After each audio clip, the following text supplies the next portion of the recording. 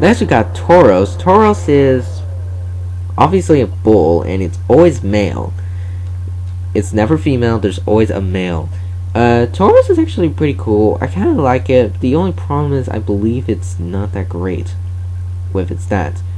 Yeah, well, no, it's actually pretty good too. Then we got one of... I love it that they say... I love the... You know... Pokedex for Diamond. It says, it is said to be the world's weakest Pokemon. No one knows why it has managed to survive. Yeah, that's kind of weird. A Magikarp Liffy for many years can leap a mountain using Splash. The move remains useless though. Okay. Oh, Heart Gold is so rude. It says an underpowered pathetic Pokemon. Wow. That proves that Magikarp is one of the worst Pokemon ever. Not really, because its speed is very, very high. All it knows is Tackle and Flail. It can only know 4 moves in the entire time. It will only know Splash, Tackle, Flail, and Bounce. Wow, what a lot of moves. Then we got Jarados, which a lot of people's only shiny, and to me, it's actually the only shiny I caught too. But basically, Jarados is kind of cool, I suppose. It's a water flying type. But it does definitely look like a dragon type. I don't know if they're going to change it sometime in the future. If it's going to be a water dragon type, then that means it's going to probably be in the same, it's going to be as uber as Kingdra. Sorry, I kind of forgot his name. Next we got, who is it? Lapras. Lapras is a pretty cool Pokemon, and again, it's a water ice type. And I like Lapras. Lapras is a pretty cool one. I mean, I don't have one trained yet, but I do intend to train one. I mean, it really has nice stats. It really does. I do intend to train one. I mean, it's an ice type, and I really would like an ice type at some point. This is like the only ice type I can use. Next we got, well, one of the more pointless Pokemon to get, but it's actually useful, is Ditto. Ditto is mainly for transforming, but its main purpose is, well, for breeding. That's what I used it. In fact, my Ditto currently is named Breather. Next we got Eevee. I like its shiny sprite. It's white. Eevee is pretty cool. I mean, it has a ton of evolutions. In fact, I think it's the evolutionary chain of Pokemon. Like, it can go into any different form so far. We got Vaporeon here, who is a water type. I'm not a real big fan of Vaporeon, to be honest. Vaporeon just looks a little weird to me. Yeah, it's just a little weird. Next we got Jolteon, who is kind of cool looking, though I believe it's kind of hard. I mean, yeah. And then we got one of the worst evolutions that I've heard so far, Flareon. From what I've heard, Flareon is one of the worst Pokemon evolutions that you could choose. I think it's mainly because of its very low attack, but it doesn't look too bad. Maybe it's just its move pool. Let's see. I don't know, I don't know, maybe some people are, I don't know, I might train one, because it's one of my favorite evolutions. Next we got Porygon. Porygon looks really odd in its HGSS. It doesn't look much like a polygon shaped anymore. Porygon is kind of cool, I suppose. I'm not a total fan of it. It's just me, that's all.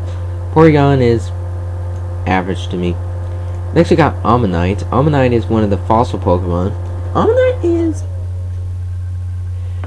it's alright. Let me just say that. And Almaster is just basically a weird form of Ammonite with a mouth, tentacles, and spikes on its shell. That's basically all they did. And it's a water rock type, and, well, I'm not a total fan of it. I kind of prefer Kabuto over him. Kabuto is actually pretty cool looking. I think it's supposed to be a horseshoe crab from what I've read. And it's a pretty cool Pokemon, to be honest. It's one of the few fossil type Pokemon that I like. The Kabutops is also pretty cool looking. But the one problem about it is that it has horrible special attack and okay HP, but if you can ignore that, that's fine. Time for one of the rare fossil Pokemon, Aerodactyl. Aerodactyl is obviously a pterodactyl, or pterodrops, or whatever the regular name for pterodactyl or whatever Aerodactyl is. Anyways, Aerodactyl is rock flying. It's kind of cool looking, to be honest, but off topic, it reminds me of Hegodrake. Hegodrake reminds me a lot of Aerodactyl, but that's besides the point. Snorlax is kind of cool, but its catch rate, if I recall correctly, is very low.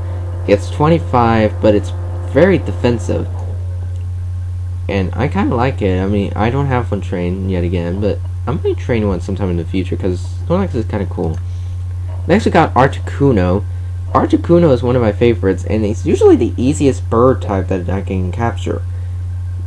Well, not really, because I'm going to mention in a little bit. Articuno is the first legendary of our list.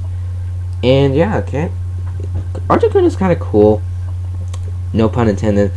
I'm hoping to train one. Zapdos is, in my opinion, the one that I get in between. I don't have too much trouble with Zapdos, but I still don't have an easy time with it. And Zapdos is actually pretty cool, I suppose. It's definitely awesome looking. And one of my least favorite legendaries of all time, Moltres. I hate this thing. Why do I hate it? I've always had trouble capturing it, no matter what. I've had trouble with it capturing it in Platinum. I had trouble in Fire Red, and while it took me 4 soft resets in my Soul Silver, I'm still not a big fan of it. Next we got Dratini. Haha, I got the Extreme Speed one. Anyways, the Dratini is kind of cute looking. I kind of like it. Since I got the Extreme Speed one, I'll train one up. The Dragonair is kind of cool too. I kind of like Dragonair. And then we got Dragonite. Dragonite is, from what I've heard, pretty powerful and definitely Uber back in the day. And he's still Uber right now. And next we got Mewtwo, who is my favorite character in Melee. Next to Young Link, Roy. Oh, why am I going off topic? Mewtwo is kind of cool. I really like his shiny sprite, green tail and green eyes. That's pretty cool.